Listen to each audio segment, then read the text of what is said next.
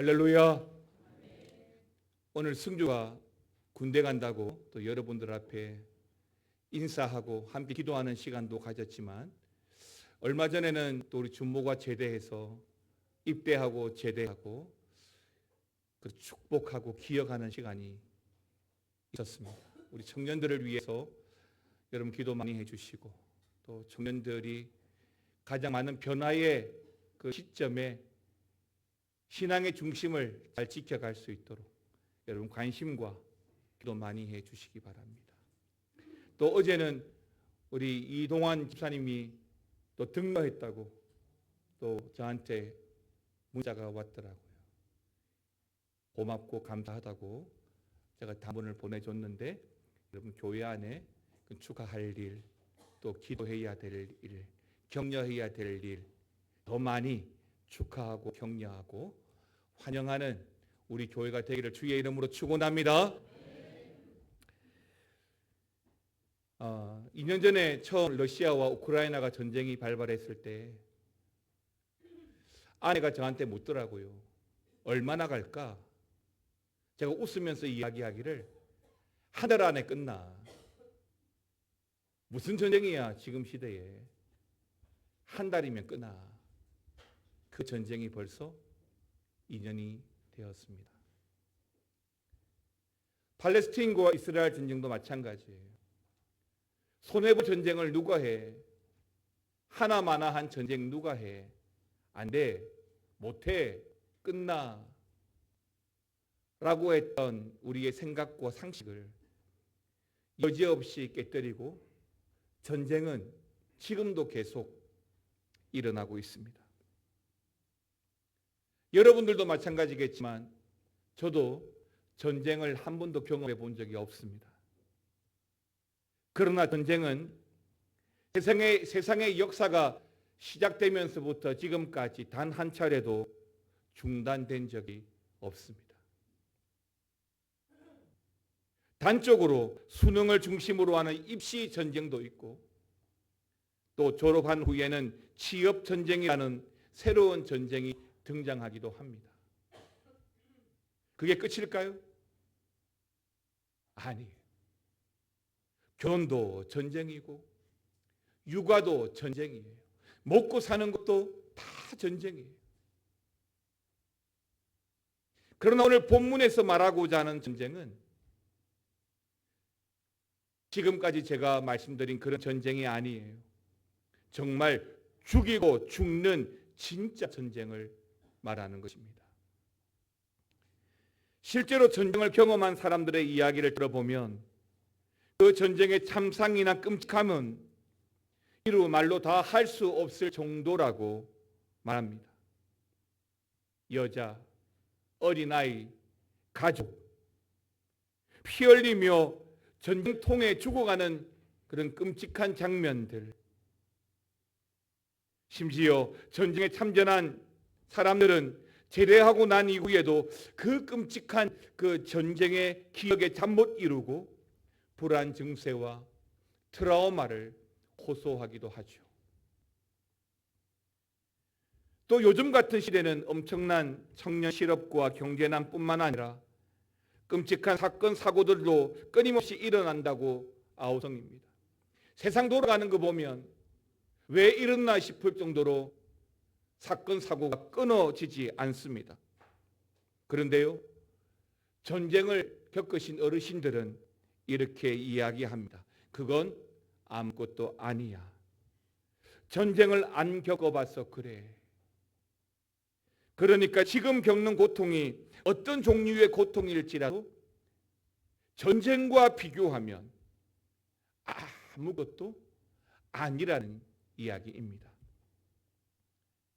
우리가 보는 성경 속에는 전쟁 이야기가 참 많습니다.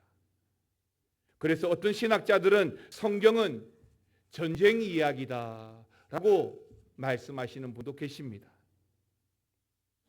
실제로 성경에는 전쟁에 대한 이야기가 유독 많이 나오고 있는데요.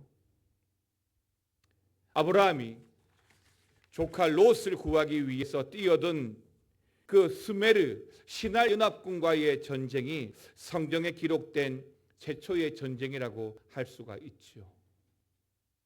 그리고 출애굽 후에도 여러 전쟁들이 있었지만 가장 강력했던 전쟁은 아마 여리고성 전쟁이 아니었을까요?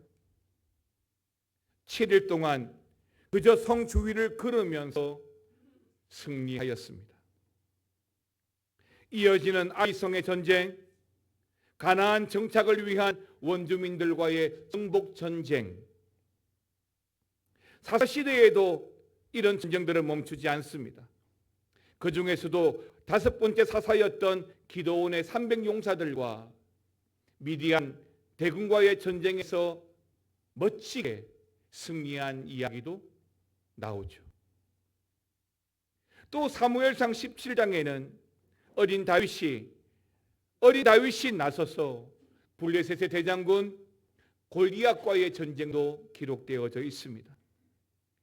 이렇게 수많은 전쟁들이 기록이 되어져 있는데 여기에 이런 전쟁에 이런 성경의 역사에 한결같은 핵심이 뭐냐면 그 모든 전쟁의 주인이 바로 우리 하나님이란 사실입니다. 그렇습니다. 전쟁을 통해서 참 승리는, 진정한 승리는 우리 하나님으로부터 나온다는 그 사실을 우리에게 알려주시는 것입니다. 여리고 전쟁, 골리앗과의 전쟁, 기드온의 300용사 모두 다 그렇죠. 그런데 오늘날 우리가 사는 이 시대도 저는 마찬가지라고 믿습니다. 계속해서 전쟁이 일어나고 있고 그 전쟁을 위한 무기들을 필요로 하고 무기들을 계속해서 만들어냅니다.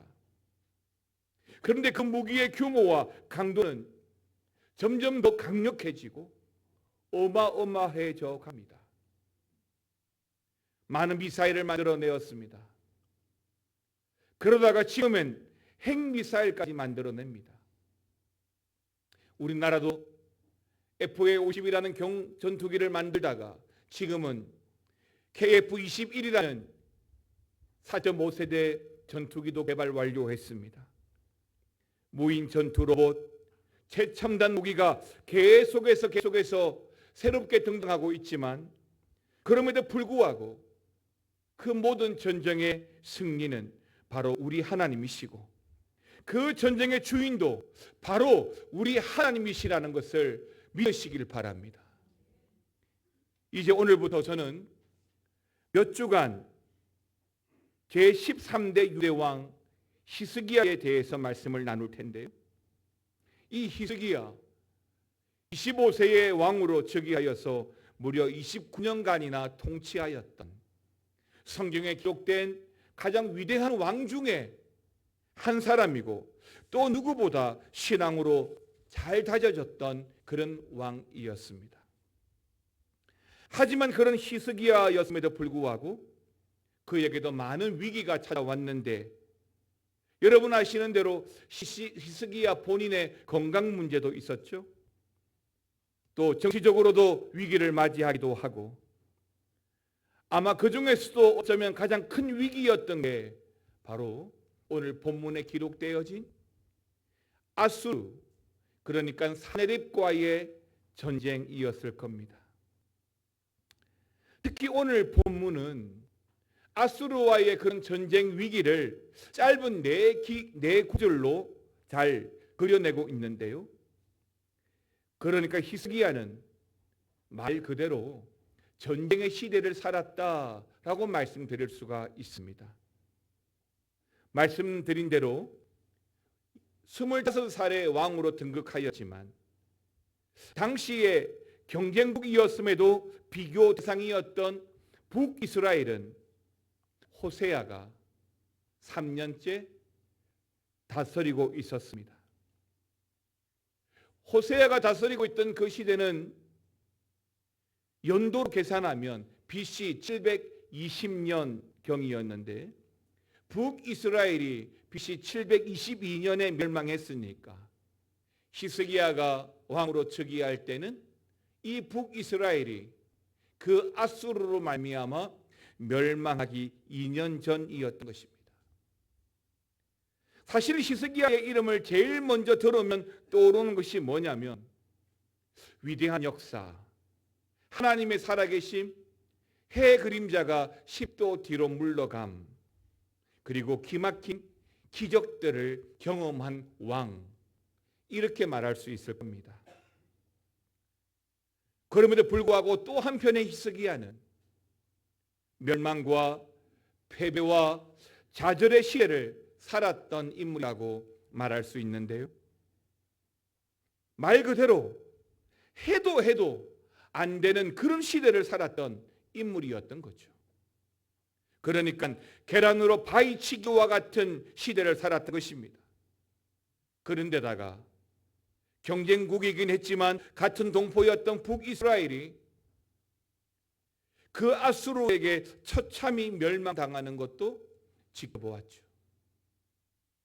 경쟁국, 적국이니까 잘 됐다, 그게 아닌 겁니다.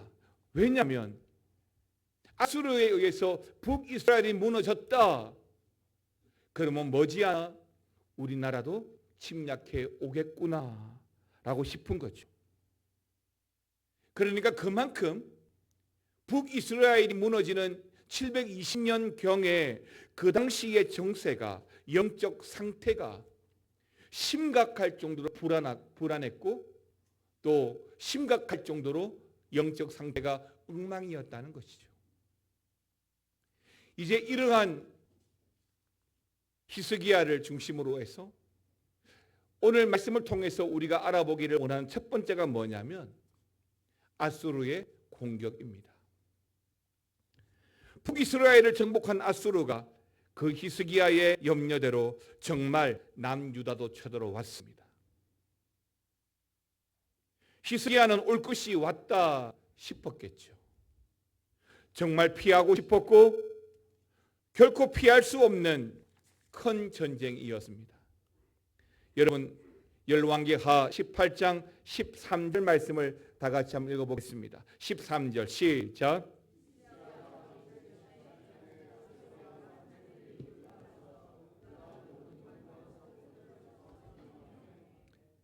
히스기야 왕 제14년이 되던 해입니다. 북이스라엘을 무너뜨렸던 그 아수르의 사네립이 직접 쳐내려와서 유다에 견고한 모든 성읍을 다 쳐서 점령했다라고 했습니다. 그러니까 유다를 향한 이 아수르 사네립 그 1차 침공이 얼마나 큰 전쟁이었냐면 유다의 46개 그 성읍이 모두 공격을 당했습니다. 그 크기와 길이만 해도 약 48km까지 모두 점령당했습니다. 즉 사네립의 유다 제1차 침공 단 한 번만으로 유다는 나라의 모든 것을 점령당했습니다. 그리고 그 전쟁의 결과는 어땠을까요? 말하나 마나 굉장히 처참했겠죠. 14절은 이렇게 말합니다. 유다 왕 히스기야가 라기스로 사람을 보내어 아수르 왕에게 이르되 뭐라고 합니까? 내가 범죄하였나이다. 나를 떠나소서. 왕이 내게 지우신 것을 내가 다 당하리이다. 아수르 왕이 곧 은 300달란트와 금 30달란트를 정하여 유다 왕 히스기야에게 내게 한지라. 그리고 돌아간 거죠. 여러분, 이 14절 말씀이 얼마나 굴욕적인지 아십니까? 다시 한번 보십시오. 자신을 침공해 온 그 사네립에게 오늘 이 히스기야가 뭐라고 합니까? 이제 됐습니다. 다 내가 잘못했습니다. 그러니 나를 떠나 돌아가십시오. 그리고 더 붙이죠. 뭐든지 하겠습니다. 그랬을 때 사네립은 이 히스기야에게 은 300달란트와 금 30달란트를 내라 합니다. 조공이죠. 전쟁 보상금입니다. 여러분, 은 300달란트, 금 30달란트 감이 안 오시죠? 은 300달란트를 시세로 환산하면 약 1800억입니다. 그럼 금 30달란트는요? 여러분 놀라지 마십시오. 100조입니다. 그 엄청난 전쟁 보상금을 오늘 이 사내립은 히스기야에 요구합니다. 이를 위해서 히스기야는 어떻게 했을까요? 전국에 있는 금을 다 모읍니다. 그것도 모자라서 성전과 심지어 왕궁, 곡간, 그리고 기둥에 박힌 금까지 모두 긁어내어서 줄 수밖에 없었습니다. 근데 여러분, 사실 히스기야는요, 그냥 막무가내 전쟁을 맞이한 게 아니었어요. 말씀드린 대로 북이스라엘이 아수르에 멸망하는 것을 미리 지켜보면서 히스기야는 많은 준비를 해오고 있었습니다. 오늘 본문의 병행 구절이라고 할 수 있는 역대하 32장 1절에서 8절 말씀을 보게 되면 히스기야가 이 예루살렘 안전을 위해서 북쪽이 침공당했을 때에 즉각적으로 조치를 취했는데 성벽도 보수하고 또 외성을 쌓음으로써 예루살렘 성을 요새화하고 무기와 방패도 여러 제작해서 국방을 든든히 했습니다. 뿐만 아니라 아수르가 쳐들어오면 그 남쪽에 있는 윗기온 샘과 성 근처의 시냇물을 막아서 적군의 물 공급도 막을 준비를 다 했지요.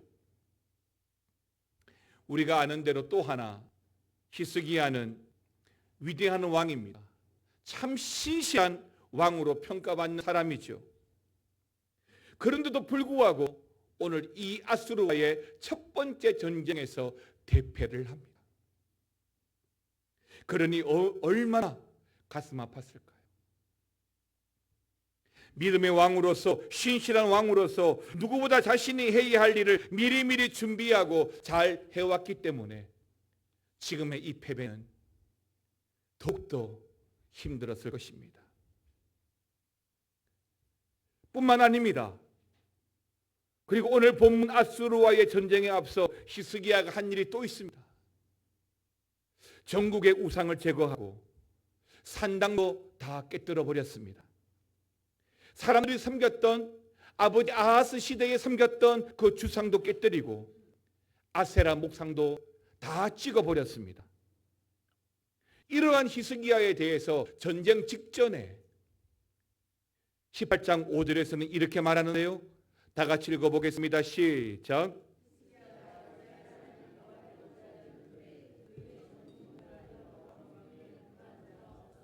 아멘입니다. 뭐라고 했습니까?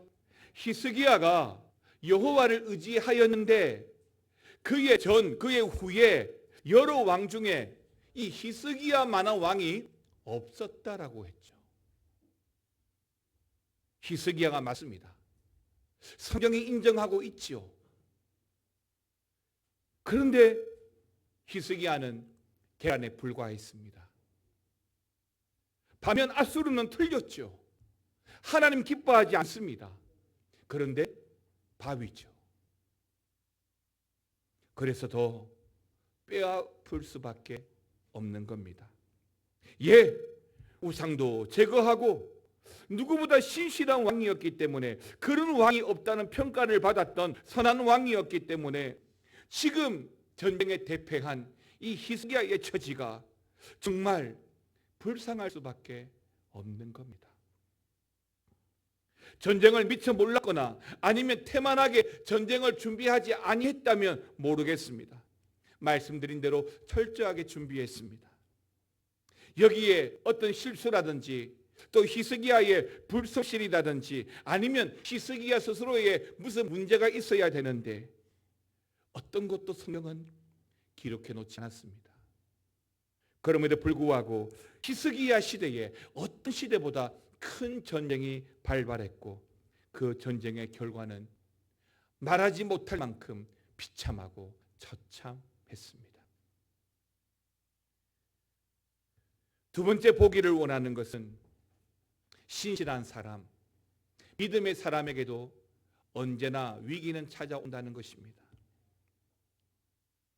오늘 우리는 위대한 왕 히스기야를 통해서 우리에게 던지는 도전이 있습니다. 그러니까 믿음의 사람에게도 위기는 찾아온다는 것입니다.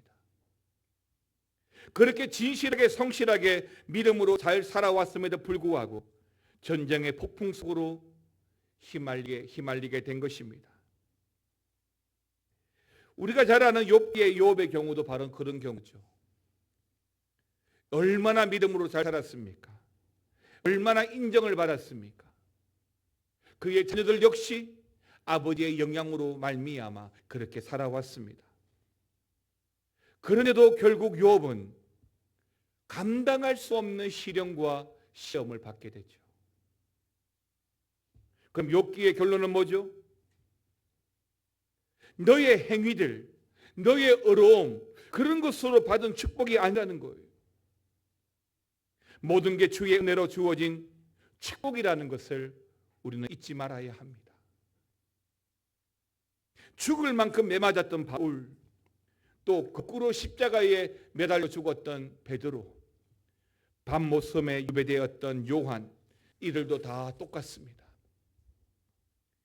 예수님을 처음 믿고 뜨겁게 신앙생활을 하다가 처음으로 시험을 당하게 되면 난 정말 열심히 다녔는데, 진실하게 살았는데 어떻게 이럴 수 있습니까? 라고 말을 합니다. 그러나 성경의 답변은 그런 믿음의 사람에게도 시험은 찾아온다입니다. 그렇죠.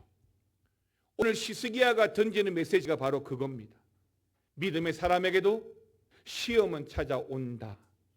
한 걸음 더 나아가 욥기가 던지는 메시지도 그렇습니다. 현재의 축복은요, 지금 나에게 주어진 축복은요, 내가 노력하고 내가 만들어 받은 축복이 아니라 하나님의 은혜로 말미암은 축복이라는 것을 말해주고 있는 겁니다. 이 땅의 그리스도인들은 하나님의 은혜와 자신의 선한 행위 사이에서 줄다리기를 하고 있습니다. 하나님의 은혜냐 아니면 나의 선한 행위냐, 여기서 줄다리기를 하고 있죠. 우리나라에 배은망덕이란 말이 있습니다. 등배자를 씁니다. 은혜 은자죠. 잊을 망자입니다. 덕덕자입니다. 그러니까 은혜와 덕을 잊고 등지는 것이 바로 배은망덕이죠. 그럼 우리가 언제 고난을 만나게 될까요? 자기 의에 빠진 자들은 어떻게 이럴 수 있습니까? 라고 항변을 하겠죠. 내가 얼마나 봉사를 많이 하는데, 내가 얼마나 헌금, 정성, 예배를 해왔는데 어떻게 이럴 수 있나는 거죠. 그러나 은혜로 살아가는 자들은 어떤 순간에도 하나님의 은혜를 구합니다. 은혜로 살아왔으니 그 고난 역시도 은혜로 이겨가게 해달라고 기도하게 되는 것이죠. 자신의 인생이 하나님의 은혜로부터 옴을 경험하였기 때문에, 그래서 고난 너머에 있는 그 하나님의 은혜를 더 바라보게 되는 줄 여러분 믿으시기 바랍니다. 여러분, 고난은 변장된 축복입니다. 고난이 다가올 때는 보통은 험악한 표정으로 오죠. 우리나라에 처음 한라봉이 만들어져서 한라봉이라는 과일이 주어졌을 때 저는 처음 보고, 아니 왜 이래 못생겼어? 이게 한라봉이야? 라고 했습니다. 근데 껍질을 까고 처음 맛본 한라봉은 정말 달콤하고 과즙이 가득했습니다. 저는 고난 역시 그런 거라고 봅니다. 겉으로는 진짜 험악하게 생겼는데, 진짜 감당이 안 될 만큼 못생겼는데 사실은 그렇게 변장한 거라는 거죠. 사랑하는 성도 여러분, 믿음의 사람에게도 고난이 찾아옵니다. 아니, 더 많이 찾아올 수도 있습니다. 그런데요, 그 고난이 우리를 정금같이 단련시켜서 우리를 더욱 단단한 사람으로 만들어줄 줄 믿습니다. 시편 34편 19절은 이렇게 말합니다. 의인은 뭐가 많다고요? 고난이 많으나. 여호와께서 그의 모든 고난에서 어떻게 하신다고요? 건지시는도다. 믿으시기 바랍니다. 그렇습니다. 고난은 변장된 축복이다 라는 사실을 기억하면서 믿음으로 잘 이겨내시기를 주의 이름으로 축원합니다. 마지막 세 번째는 히스기야의 족보 가족을 좀 보기 원하는데요. 서두에 약간 언급했지만 히스기야의 아버지는 아하스입니다. 히스기야와 반대로 이 아하스는 또 불신앙 대표적인 왕이죠. 성전의 여러 기구들을 취하여서 우상 숭배를 하는데 사용하였을 뿐만 아니라 아수르의 조공을 바치고 심지어 그 아수르의 종교 양식도 들여와서 여호와의 제단을 리모델링하기까지 했습니다. 이런 아하스에 대해서 성경의 평가는 이렇게 나와 있는데요. 여러분 열왕기하 16장 2절 다 같이 읽겠습니다. 아하스가 왕이 될 때의 나이가 20세라. 예루살렘에서 16년간 다스렸으나 그의 조상 다윗과 같이 아니하여 그의 하나님 여호와께서 보시기에 정직히 행하지 아니하고. 자, 아하스에 대한 평가입니다. 자, 그럼 이런 아버지 밑에서 어떻게 해서 히스기야와 같은 신실한 왕이 나올 수 있었을까요? 사실 히스기야는 아버지 아하스보다는 그의 어머니의 영향을 많이 받았습니다. 히스기야의 어머니는 아비야입니다. 아비야의 아버지는 제사장 스가랴죠. 그러니까 히스기야가 하나님을 잘 섬기는 왕이 된 것은 전적으로 그의 어머니의 영향을 많이 받았기 때문입니다. 그래서 열왕기하 18장 2절을 보시면 그가 왕이 될 때의 나이가 25세라. 예루살렘에서 29년간 다스리니라. 그의 어머니의 이름은 아비요 스가리아의 딸이더라 라고 굳이 기록을 해놓은 것입니다. 히스기야 어머니의 이름이 뭐라고 했습니까? 아비야입니다. 즉 아비야, 여호와는 나의 아버지란 뜻입니다. 그의 외할아버지는 스가리아라고 했죠. 스가리아, 랴, 여호와께서 기억하신다라는 뜻이죠. 그러니까 히스기야 그 이름만 들어도 정말 위대한 왕이지만 정말 열악한 가운데 자라났죠. 우상 숭배의 극치를 살았던 아하스의 아들이었죠. 신앙적으로 보면 형편없는 그런 환경 속에서 자랐지만 참 다행스럽게도 그의 어머니와 외가 쪽의 신앙으로 잘 자라난 것입니다. 신약에도 그런 대표적인 사람이 있습니다. 디모데죠. 디모데후서 1장 5절 말씀 보시게 되면 디모데의 이 믿음은 먼저 내 외조모 로이스와 내 어머니 유니게 속에 있더니 내 속에도 있는 줄 확신하노라 라고 기록해 놓았습니다. 외할머니, 어머니의 그 믿음을 이 디모데가 잘 물려받았습니다. 아마 여러분들 중에도 그런 분들이 있을 거예요. 신앙의 환경이 열악하신 분들도 계실 거고 남편 없이 혼자 힘겹게 나오시는 분들도 또 부모 없이 나 혼자 아는 친구 없이 나 혼자 나오시는 분들도 계시죠. 그러나 여러분 우리 신앙의 환경과 상관없이 오늘 내가 로이스가 되고 유니게가 된다면 내가 아비야가 되고 스가랴가 된다면 그런 믿음의 본보기가 된다면 우리 자녀들도 오늘 이 히스기야처럼 믿음으로 시실한 자녀가 될 줄 믿으시기 바랍니다. 그렇습니다. 오늘 본문의 주인공 히스기야는 오늘 제목처럼 전쟁의 폭풍 속에서도 결국 승리케 하시는 하나님을 전적으로 신뢰하고 있습니다. 참담한 전쟁을 맞이했고 그 전쟁의 결과로 감당할 수 없는 수모를 당했음에도 불구하고 그는 전적으로 하나님을 신뢰하고 더 나아가서 오늘 쳐들어온 그 아수르를 결코 무서워하지 않습니다.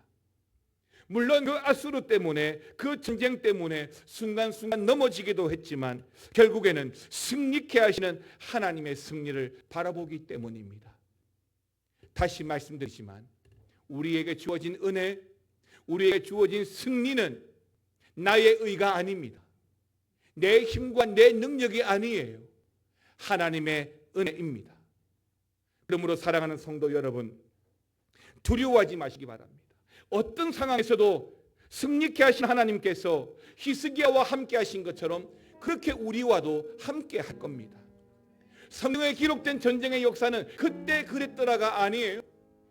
그때 그랬던 것처럼 지금도 변함없이 하나님께서 우리 가운데 역사하시고 어떤 전쟁도 승리케 하신다는 것을 보여주십니다. 우리에게 던지는 도전은 뭐예요?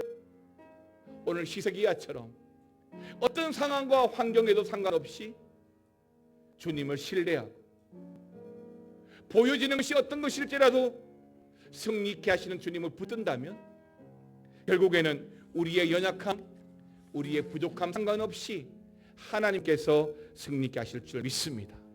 그런 은혜와 그런 복된 한 주로 살아가시기를 주님의 이름으로 축원합니다. 찬양하겠습니다. 주여, 우린 연약합니다. 주여, 우린 연약합니다. 우린 오늘을 힘겨워합니다.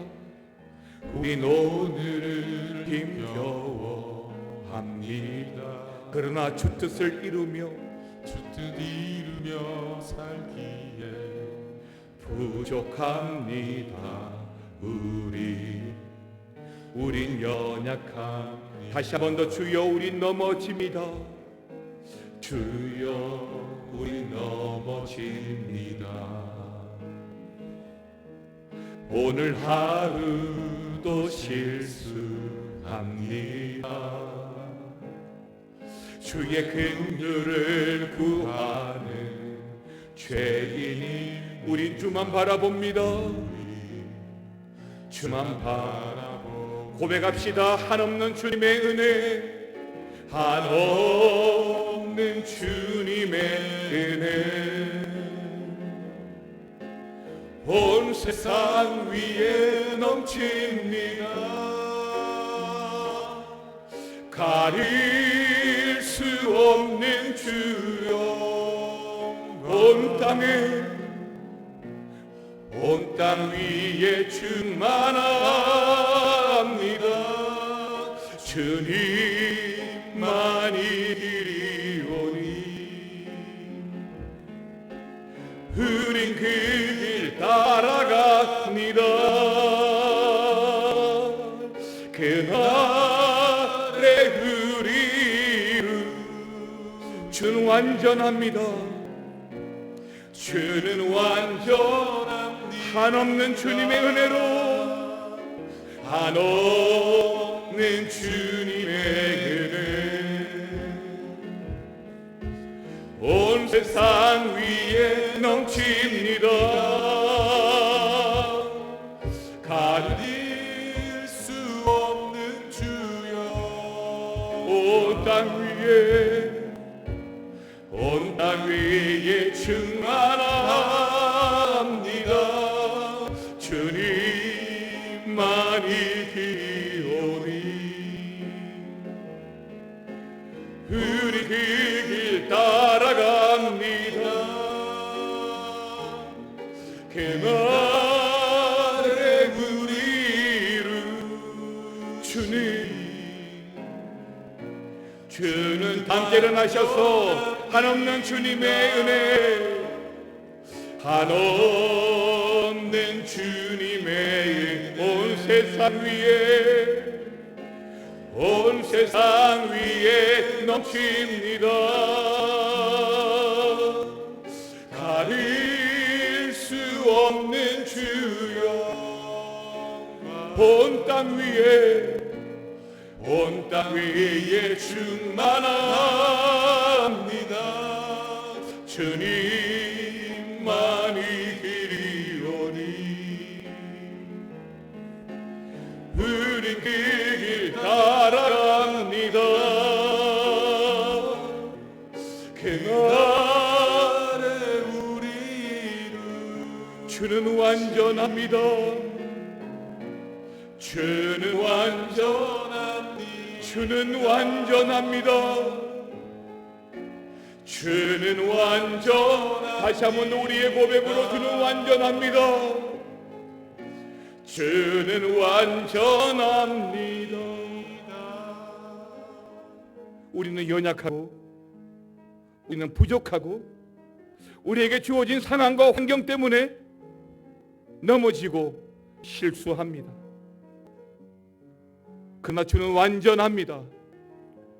오늘 아수르의 공격으로 말미암아 모든 것을 잃어버리고 모든 것을 점령당하고 감당할 수 없는 수모와 아픔을 당한다 할지라도 그 주님 바라보며 주님 허락하시는 그 은혜로 살아가면 결국 주님의 승리를 이루고 살아가게 하시는 줄 믿습니다.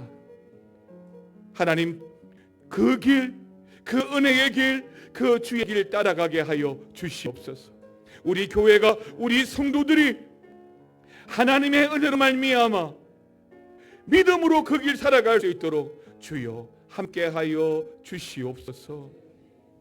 지금은 우리 주 예수 그리스도의 은혜와 아버지 하나님의 사랑과 성령의 감화감동 교통 충만 역사 위로하여 주심이 우리 어떤 상황 어떤 전쟁 하나님의 은혜인 줄 믿고 그 길로 주님의 길로 나아가기 원하는 사랑하는 우리 성도들과 믿음의 가정과 교회 위에 영원토록 함께 있을지어다. 아멘.